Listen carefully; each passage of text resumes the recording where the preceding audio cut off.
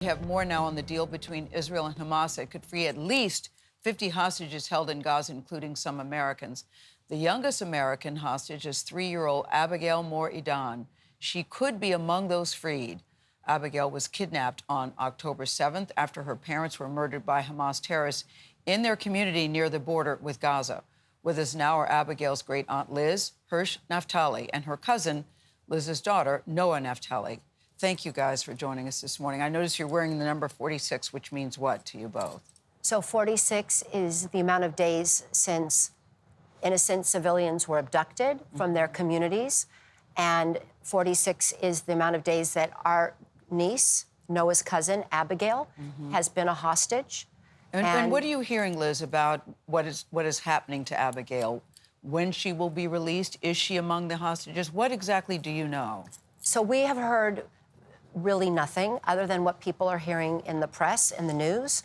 What we know is that Abigail is a 3-year-old hostage. She's turning 4 on Friday, and that the first group should be children. Abigail is an American-Israeli child, and we are hoping and praying that she is in one of the first groups, but we only can know that's our hope. But we haven't had any confirmation. We haven't seen any lists. And so we are going with the belief that because she's 3 years old and no child should be a hostage, no child should be in this situation, that she will be early in the releasing. But for the first time, Noah, you must feel some degree of hope, at least cautious optimism. You know, we're all hoping, please let this be true. You know, we know how quickly it can turn.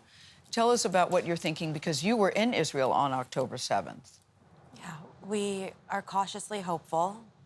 Every day, 46 days since October 7th has felt like October 7th for us. Yeah. As we wonder and pray, and as our hearts are with our little cousin. Yeah. Now, you were not with her when she was taken, but you have been in contact with family members. What were you told about what happened on October 7th?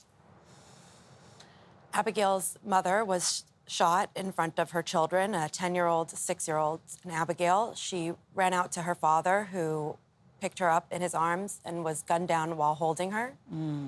We thought at the beginning that Abigail had died, but we later found out that she survived. Her father was able to shield her with his body.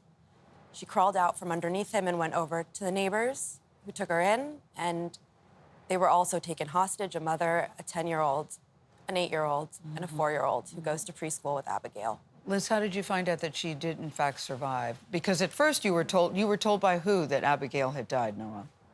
By her older brother, who thought that that's what he had seen. Yeah.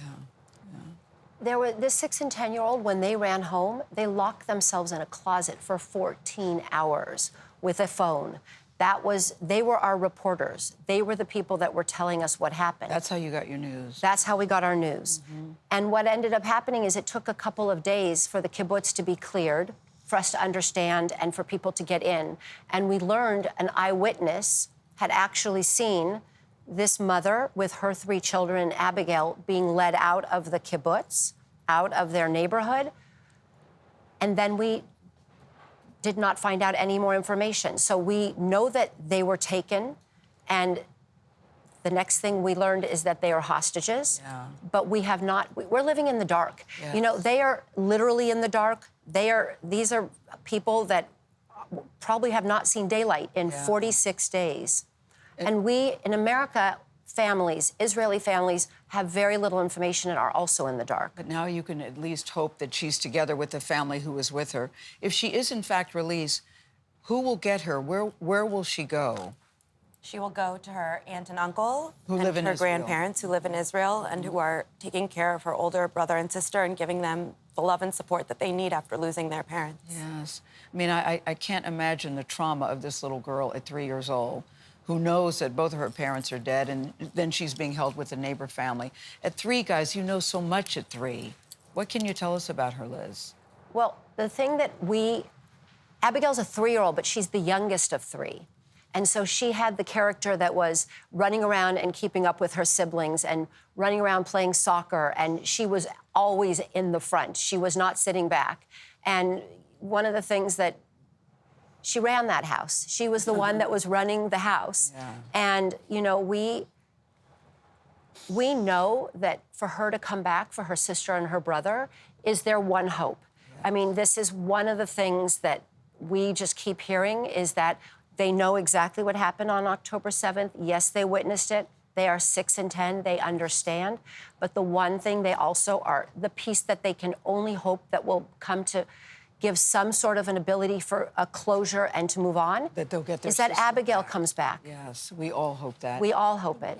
Thank you, Noah. Thank you very much. Thank you, Liz, for coming in. Of course, we will stay in touch. And I just want to say that tomorrow is Friday is Abigail's 4th birthday. Yeah, and I know you're also worried about the other hostages. It's the first 50, but there are still many other hostages that remain. We will continue to make every effort to bring back every hostage.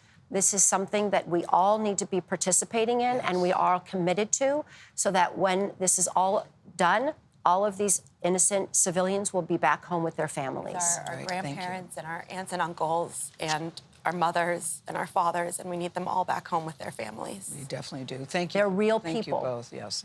I always say there are real people behind those numbers, and those people are somebody's everything. Exactly. Never, ever lose sight of that. Thank you both. Thank you for having us.